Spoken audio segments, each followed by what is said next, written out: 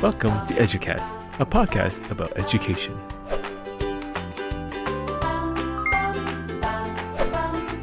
Today's episode, all about the nuns.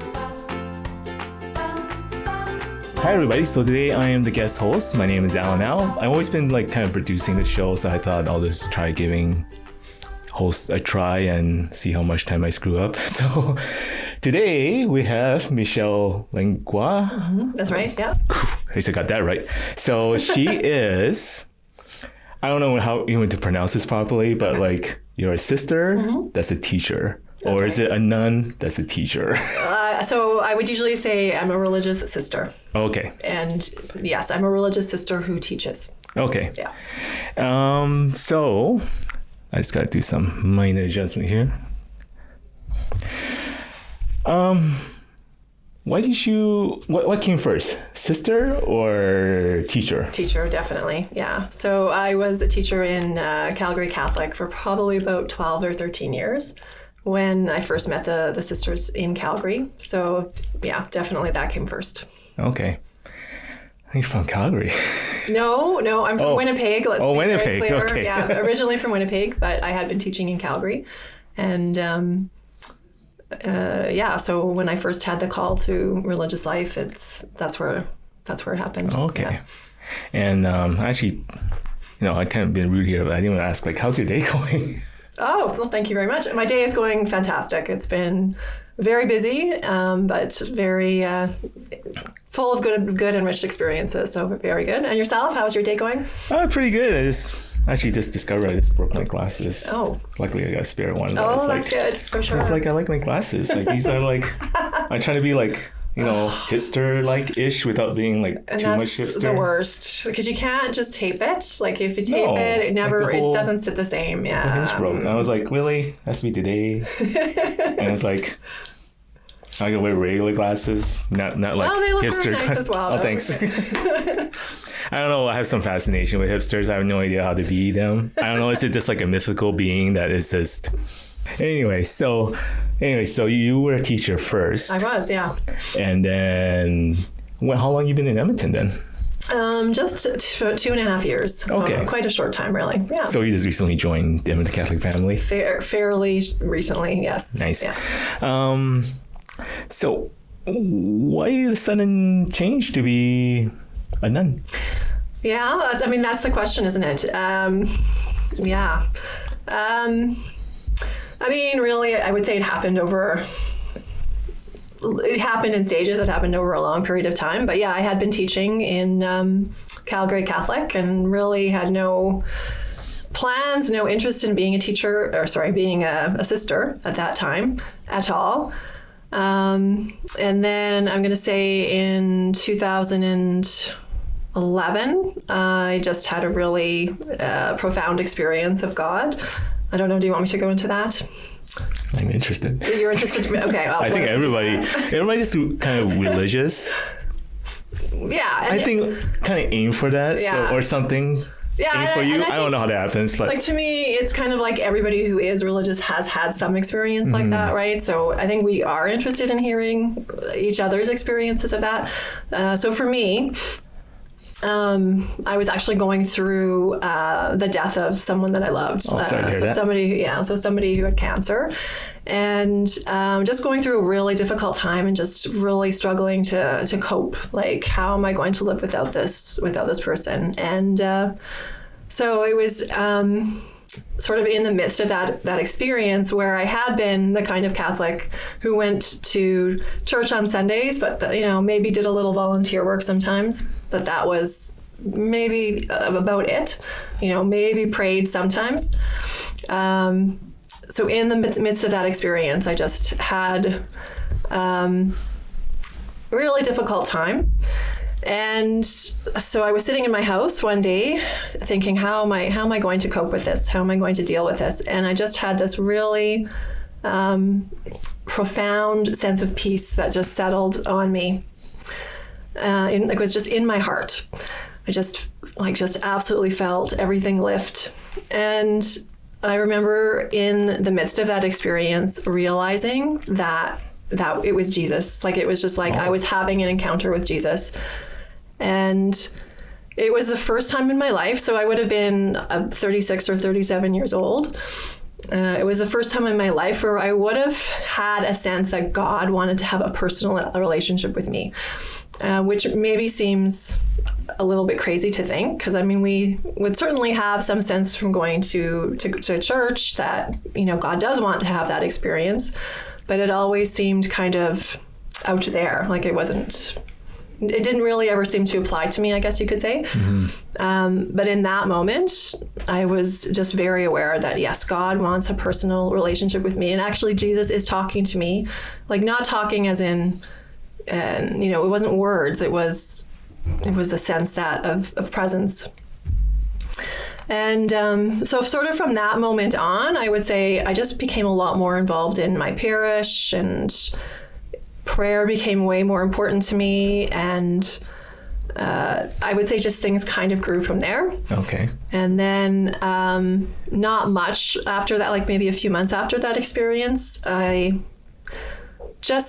what actually happened is I was at Mass one day, and a priest who was the vocations person for Calgary came to our parish, and he said to the congregation, if you're thinking about religious life, if you're thinking about becoming a priest, come and talk to me, come and ask questions, that kind of thing.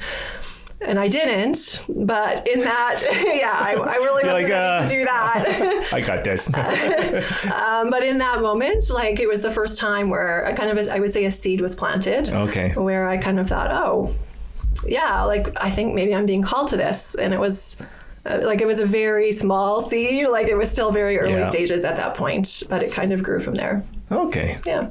That's interesting. So something that's spark almost. Yeah, I would say. Yeah. And how do you even become a nun? Like, is it great question? Yeah. You just go on Google and so at the time you can actually. So at the time I had no idea. Like, I didn't know any religious. I didn't know. I mean, I knew priests, but I didn't know any religious sisters. And so at the time I did actually first of all go on the internet, because I didn't really want. I don't know, this is like a little embarrassing to say, but maybe people could understand. I didn't really want to talk to anybody about it because it was like, I was afraid. Like, I would never have considered myself nun material.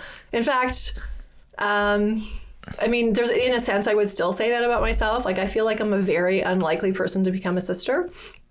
And so I didn't really want to go asking questions. I just wanted to kind of do some recognizance on my own, I guess. And what the nun life is like. Yeah, exactly. And so I did go onto Google, but it was like there were so many different congregations, and I could not make any sense of, what the differences were between different congregations. And so in the end, I think part of me too was kind of hoping that the urge would go away, like, because I didn't really want to be I felt like I was being called, but did I really want to become a sister? It was like, I don't know. But in the end, it was like I was still feeling like I was being called. And so it must take a little bit of thinking. It's not like not like tomorrow is like, I'm going to be a nun. Yeah. That's it. Right. But I think you probably kind of like being a priest too. Anything really. Like, you just kind of have to take your time and make sure and not rush into it. It's like let that seed grow. Yeah. Slowly. It's probably like a huge like life change, career change even, I guess. Yeah. So. Yeah. And I guess that would be true of any career change, really, right? Where you're even like deciding to take a promotion or anything. I mean, it's always a process of really like, am I me? And so definitely with this, it was that for me. Yeah. Okay. I know that there's multiple type of sisterhood. I don't know what's it called. I know that you're FCJ. Faithful Companion of Jesus. That's right. Yes. And I think a lot of people may not know that, but if you kind of look at pictures, there's just different types of nun habits. Definitely. Yeah. And I'm guessing nowadays there's probably not a whole lot of nuns that kind of wear habits anymore. I mean, there are actually, like in here in Edmonton, I would know of a couple of different sisters that wear habits. So we have the School Sisters of Mary Immaculate, and they run a daycare in sort of the Kingsway area. Mm-hmm. So they would wear like a blue habit. And then we also have, I don't know if they'd still be part of Archdiocese of Edmonton. We have the Sisters of Merciful Jesus. Mm-hmm. I think that's right. Yeah, Sisters of Merciful Jesus. So they're kind of like Wetaskiwin. They're in that area. And so I think theirs is like a black and white habit. We have Carmelites. I actually haven't met any of the Carmelites yet, but we have Carmelite sisters somewhere like Spruce Grove area. Oh, and so they would... There's actually quite a few. There are a few, yeah. The Carmelites you wouldn't see as much of because they're enclosed. Okay. But the other two, like you do see them I would see them at different events around the city, yeah. Does the SGJ have any habits? We had a habit. Okay. So... I mean, it kind of depends what you mean by habit. Like it was, how it worked is originally our foundress, when she founded our order in 1820, she was a widow. Mm-hmm. Her husband had died. And so she wore the clothes of a French widow at the time. And so that is what developed into what we would call our habit. So the sisters that came after her would have worn that habit. But then during Vatican II, all of the congregations worldwide were asked to go back to the origins, the roots of their congregations, like to really look at, did a habit make sense in the context of their charism, we call it. Oh, okay. And so a lot of the Ignatian orders, so I would be a part of a congregation that is Ignatian, so... Ignatian. I'm using a lot of words here that people might not know, but that's the one thing you have to learn about Catholic, and I'm actually really fascinated by it, is that there's a really lot of fancy words. You know what? And I mean, the good part of that, there's the downside where it's like, oh my gosh, this is overwhelming. But the good part of it is there's actually so much diversity in our church, mm-hmm. and I just think that's so important that there is as much diversity as there is, and so Ignatian orders would sort of would have Saint Ignatius as kind of like not necessarily a founder of their order, but somebody who they would look to in understanding their spirituality. And so I would say many of the Ignatian orders, like the Faithful Companions of Jesus, and there are many others, looked at their charism, and our charism had been education and mostly education. And decided that because St. Ignatius originally had said that habits were actually not necessary, that to wear sort of the ordinary clothing of your day and to dress simply, like that was what was important in being in a religious order. Mm-hmm. Our sisters decided, well, that's what we're going to follow. We're going to follow what St. Ignatius said. I know the SGJ was the first sisters that started Edmonton Catholic schools. Mm-hmm. And I believe there was 3 sisters that actually came from Calgary. Mm-hmm. And that was 1888 they started. And ever since, from what I know, Edmonton Catholic always had priests and sisters that was basically teachers or principals. Mm-hmm. Since you mentioned Vatican II, that's when things kind of shifted mm-hmm. around and changed. Mm-hmm. That the regular lay people, teachers, are kind of doing more the teaching job, mm-hmm. and which is kind of neat. That like back in the day, like looking back at old pictures. I know this is not a very high resolution picture, but there's a bunch of sisters there, yes. And like even like here, this is a prime example. Like this is the one teacher mm-hmm. in the whole classroom, mm-hmm. and this is a very common thread. So that's right. It's kind of neat that we still have at least one SGJ sister. Yeah, it is. I mean, to be honest, it's like it feels sometimes almost like an honor. It's like there's a sense where I feel like I'm walking in the shoes of the women from my order, but also from other orders that have come before me. Yeah, I mean, there's something really lovely about it. And I mean, you were saying the sisters came from Calgary, but actually, if you look at their journeys, many of them would have originally come from France or areas around France. Okay. They would have traveled, at great personal sacrifice overseas, and they would have volunteered for this.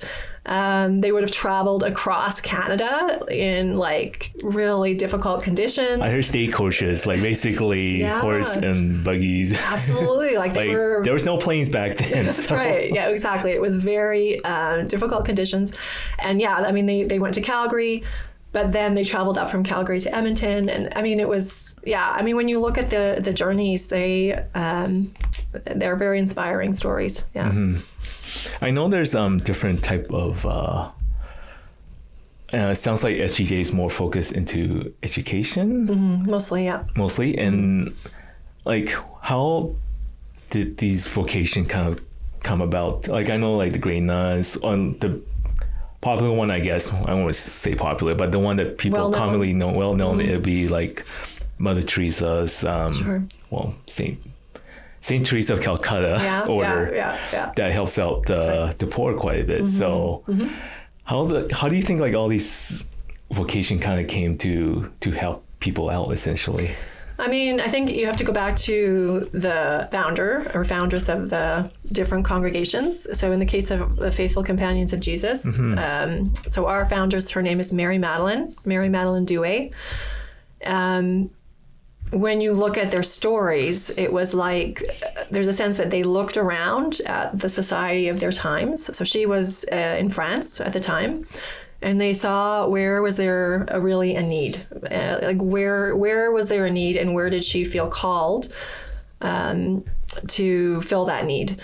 So she lived during kind of revolutionary France, like around that time. Oh, okay. And so at that time, she would have seen that there were a lot of children that did not receive an education because they didn't have the money. It wasn't something that was government funded at the time.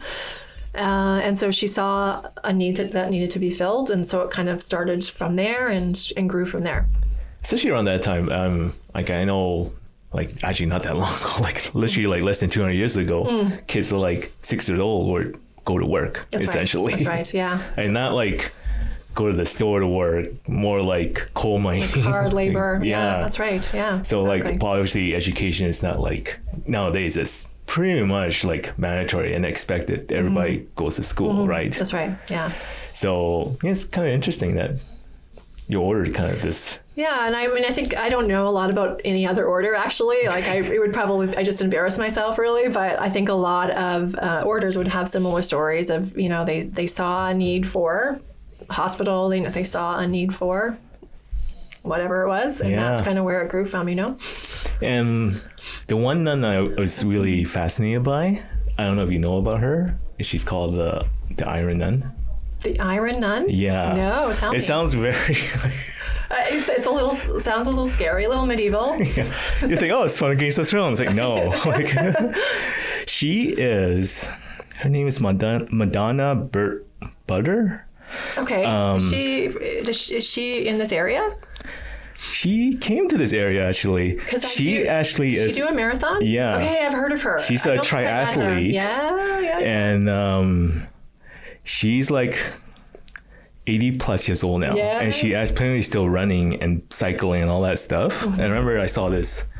I didn't know she had a nickname though. Meet the 86-year-old nun who takes on triathlon. Oh, God bless her. I know. That's awesome. 86, holy. And even like Nike did an ad on her. Is that right? Yeah. Well, not an ad, but like kind of a campaign just to show who she is. Mm-hmm.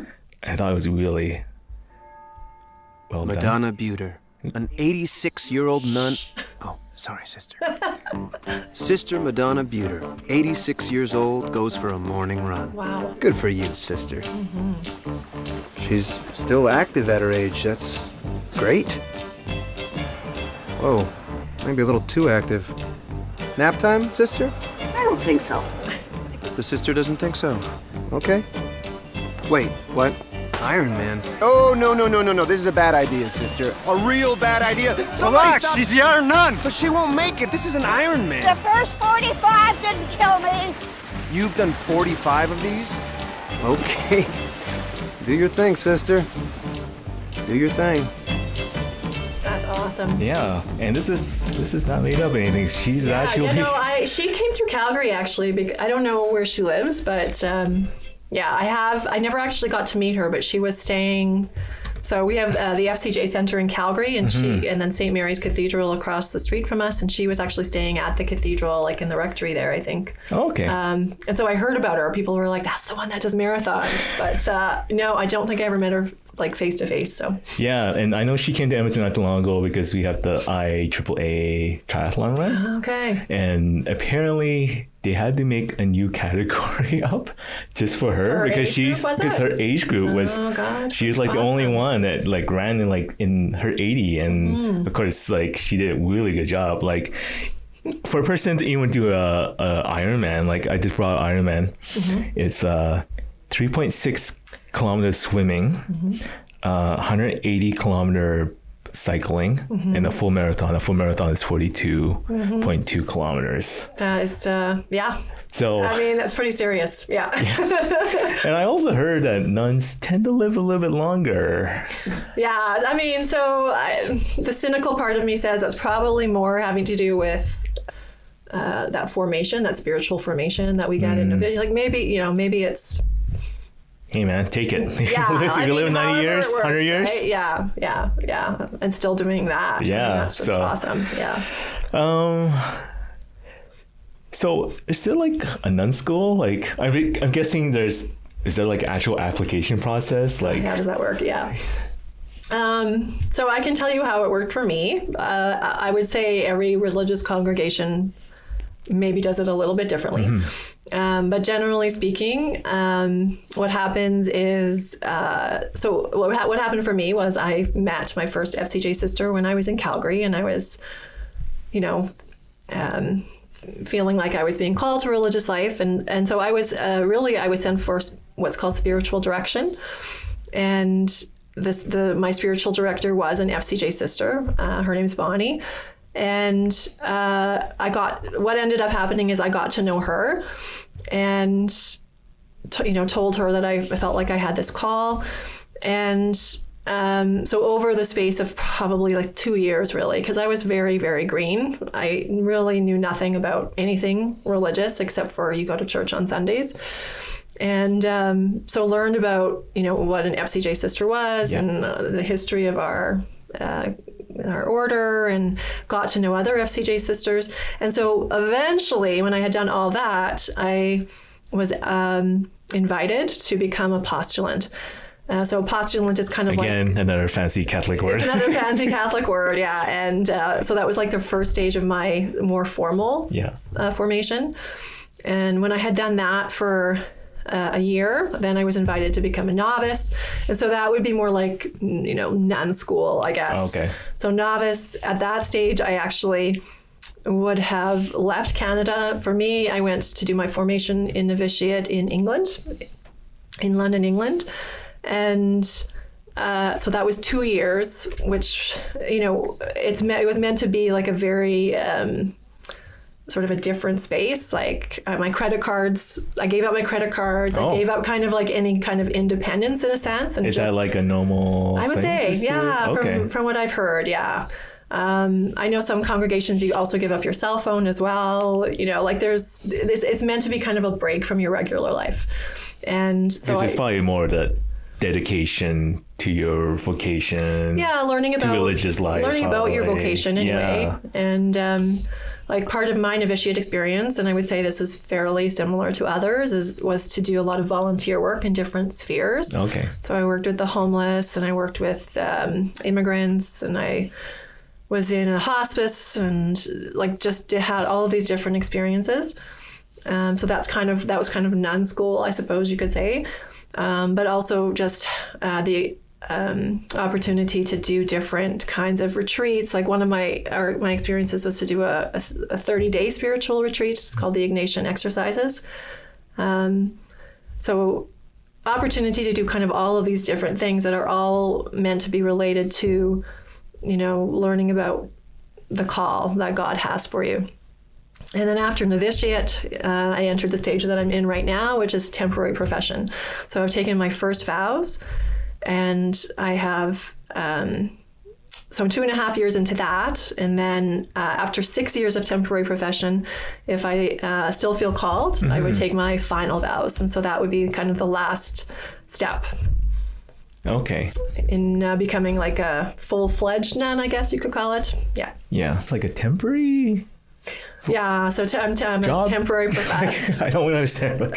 yeah, so what it really means is I have taken vows. So I've taken the vow of poverty and obedience and chastity.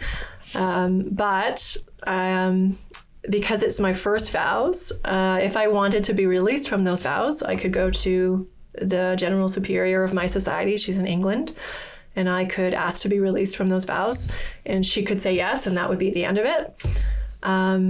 But if I do go ahead and take my final vows in, I guess it'll be 3.5 years or so, if I were to take those and then decide I wanted to be released from those, I would have to actually write to Rome. There's people who take care of that in Rome. And essentially it's coming down from the Pope. Like I essentially would have to ask the Pope if I could be released from my vows at that point. Yeah. Wow. I don't know if he actually how involved he actually is, because I imagine it probably happens enough that he probably has people that see to it. Yeah. Yeah. I'm always I'm more I'm a religious person. I'm Catholic. Okay. But I'm really fascinated by stuff like that, like the administration process of what the popes do. Does he have a rubber stamp? Does he sign stuff? Like, does it Yeah, it'd be interesting to know. Yeah. And because I'm just really fascinated by little stuff like that. And I remember we were site blessing one of our schools, and it was Father Jim Corrigan that came. Sure, yeah. And he's one of my favorite priests. And he's just one of the staff, she kind of does the setup. You probably know Sandy Tellerico. I do, yeah. So she was just kind of setting up things. I was kind of looking at all the stuff that normally are on the altar. And I was like, what's this thing called? And I seen it. It's lack of a better word, a stick with a sponge to do to put holy water, and then they spray around. Some priests like to really go at it with you. I wouldn't know what that's called either. I think if I remember, I tried to quiz him. It's like Father Jim, what's this called? It's like, oh, what do you mean? It's like, this is Catholic. There's names for every single thing. And it's usually fancy name because it's usually from Latin. That's right. And it says, he's like, oh yeah, I think it's called the asparagus or something like that. Oh, right. I was like, oh, that's too hard to remember. I'll just call it asparagus. So it's not to make fun of Catholic stuff, but it's just, it's hard to remember. Absolutely. It's just really neat. This stuff is I'm pretty sure there's some kind of history related to it. How was it founded? But anyways, I digress. Absolutely, no doubt, there definitely is. So, will you still continue teaching? Actually, what do you teach? Okay, so I'm at a junior high school, St. Thomas More Junior High School, and currently I'm teaching science and religion, and I'm doing the chaplaincy there as well. Oh, okay, so quite a bit of stuff. So, I'm curious. So, do students call you sister or miss? I have asked students to call me Sister Michelle. Okay. Staff have asked me what they should call me, and I have said it's fine to just call me Michelle, but most people call me Sister or Sister Michelle. Really? It seems to be what they're comfortable with, so I just go with it. Yeah. I wonder why. It must be a society thing or something. I don't know. It's just, or a good respect to the order, maybe. Yeah, I guess, I would sort of equate it with, I don't go around calling other staff members Mr. I don't say to Ryan, Mr. Fian. I don't say to Daniela, Ms. Dabley. But they are doing that for me. So there is a certain level of formality that I feel is being practiced in it. Which, I feel like sometimes people are just more comfortable with that formality, but I don't really understand it myself. Interesting. So I probably go I think maybe it's a personality thing too, because I feel like I go too far the other way. I would be less likely to refer to someone as sister, if I know them anyways. Yeah, if I have a personal relationship with them, I just call them by their first name. Yeah. And I would guess that sister and nun are kind of interchangeable words. So is there a proper order for? So there apparently is a difference. Okay. I don't fully understand the difference, except that I know that nuns, like their vow of poverty is a little bit different than religious sisters. This is different altogether. Well, I don't, not kind of, sort of. super different, but a little bit different. So I don't fully understand it myself, but people have tried to explain it to me. It hasn't stuck. So it's one of those Catholic things. They make it very complicated. Well, because it's cool. I like it too. Yeah. Okay, so what's it like to kind of still teaching, especially science and religion? I would imagine there's a little bit of clashing, maybe not. I'm not sure. I know I don't teach any. Yeah, so I personally don't feel there's any clashing. Okay, that's and good. That's what I would tell my students. I do feel like a lot of the students would have a sense that there should be more clashing than there is. Oh, so it's kind of the other way. Yeah, Really? I mean, honestly, I feel like when I think about what science is, to me, it is just the way that God has created the world. It's just the rule, like, I don't know if rules is exactly the right word I want to use, but it's kind of like the laws. Maybe that's a better word. That's a more science word. The laws that God has used to create the world, to order what happens in the world. So yeah, I don't see that there's any conflict. Okay.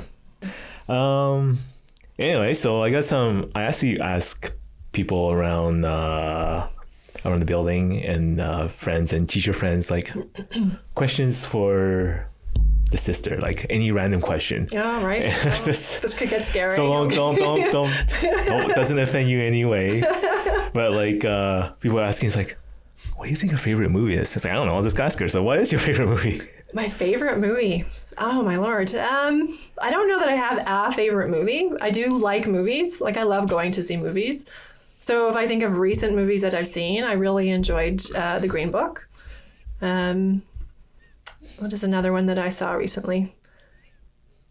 It's not coming to me.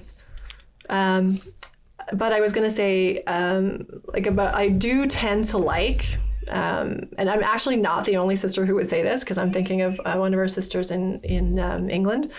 Like I do enjoy superhero movies actually quite a bit, and I think there is sort of that context of superhero movies being kind of like what our journey is, like to find kind of that better version of ourselves. That whole sense of all of us are called to something, and like all superheroes are called to, in most cases, like save the world or whatever. Now, I'm not saying that I'm called to save the world, but we all have sort of a sense of feeling called to something. I think that's what the person was implying, is this like, is she okay to watch action movies? I'm pretty sure she is. I'm pretty okay with that. Yeah. Yeah. Are you excited for the Avengers movie?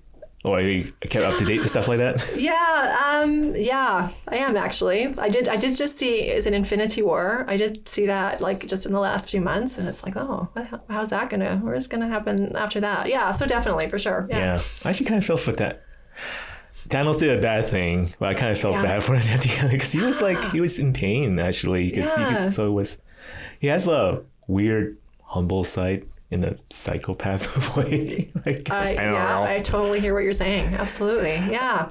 Yeah. Another question is, do you drink coffee, or are you allowed to drink coffee? I think that's what everybody's trying to apply. It's like, is this like nuns? Is this because I said I had tea? Is that where that was going? I don't know. Okay. All right. So I don't like coffee. So if I liked it, I would be allowed to drink it. Okay. So that's why I drink tea. So really, at the end, nuns are just like regular people like us. I feel like my life is pretty normal. Like I think about the things that are the most different are, okay, I live with a group of women. So that is different than most people who are my age. Oh, right? so you don't like own a house or rent a place? I don't own my own house. So yeah, the house that I'm living in has probably seen like 50 religious sisters pass through it at some point or another. So I don't own the house. So that's a big difference for sure. I mean, other than that, okay, so I don't ever see my check. You know, the district pays me, and that check goes straight to okay, so that's different. Okay, well that's different. It goes straight to I think our accounts are in Calgary, so it goes to like sort of the bigger pool of money that we bring in. Yeah, it makes sense. I guess I was just thinking, right? it's like, oh, she gets like free rent, and then she gets paid, but it's like, well, being a sister, you can't be greeted with money, I guess. So quite goes back to the sister into a big pool, which probably help each other out and support many endeavors that. Yeah, so that's the idea. Is like we have a lot of different charities we would support. Last question is, what's your favorite food? It's just a random question. It's a pretty random. Yeah. I think, like I said before, people just have this weird visions of like what nun do. They just eat like crackers all day. It's like, I don't know. And you know, that reminds me too, because when I was living in England and I was just a novitiate, somebody actually asked me the question of what do nuns eat? Like people did ask, and it's just not us. And I just thought, really, what do you think we're eating? Like bread and water? Okay, they so probably do. That's why they ask. Maybe they do. Honestly, my favorite food tends to be I like pizza. So that's it. Like but I also really like a good burger as well. Yeah. So really, you like action movies, burger, pizza. So really, Michelle is just a regular person at the end. Like I said, I don't feel like I'm that different than the average person. But yes, I do. Like I said, I do live in a house with other sisters. Yeah, we have a chapel in our house. We do have the Blessed Sacrament in our house, so that's probably a big difference from a regular person. And we do tend to pray a fairly, substantial amount compared to other people, maybe. Yeah, but I don't feel like my life is that drastically different than it was, really. So you must have taken like normal vacation like everybody else. Yeah. So I would think you had to kind of apply for it. I don't know. So I mean, like I'll have my summer vacation that I'll get as a teacher, and so like we tend to use our summer vacations for visiting family, but I'll also be doing a retreat this year. I'll be doing a retreat in Mississauga, Ontario, and there may be a sense that. Like we have a center, FCJ Center in Calgary, so I may be doing some volunteer work there. Like there would be a sense that I still have some responsibility during the summer in a way that I might not have had if I was just living as a single person. But yeah, we get vacation for sure. Yeah, I would assume that you don't mind at all doing all this stuff anyways. No, that's right. It's part of this who you are, I guess. So kind of the last question is, what is your future plans? Any endeavors? So one of the things as part of like a sister in temporary profession is we have an international year. And so what that means is sometime in the next few years, I will leave Edmonton and go and do a year in a country that is not here. So it would be a country where some of our sisters are living. I'm hoping, my fingers are crossed for Indonesia. We have sisters in Indonesia. Oh. But it could be anywhere where we have sisters living, really. And the idea being, because we're an international congregation, that it's important for us to have the context of what it's like to live in a different kind of society or what have you. And like there's a very rich learning for us in that. So okay, yeah. Well, hopefully you stay us for a little bit longer, because she is actually. Well, what we can figure out that she's the only sister in our district. As far as I know, yes. The only one who's currently employed with the district. Versus, like I said, way back then, it was just literally just priests and sisters that taught in our district. That's right. So, so it's pretty cool to meet you. Nice, very nice to meet you. And thank you for having me. Yeah, thanks a lot for all these random questions about you. No, it was good. It was fun. I think people are just generally curious about what is... nun life like really at the end. So that's fair. Anyway, so thanks for joining us, and subscribe if you want and hit a like. And if you have any other questions, just put in the comments, and I'll try to forward off to Michelle if she doesn't mind. I just kind of volunteer her to ask her questions. So no problem. Yeah. Anyways, thanks a lot. Thank you.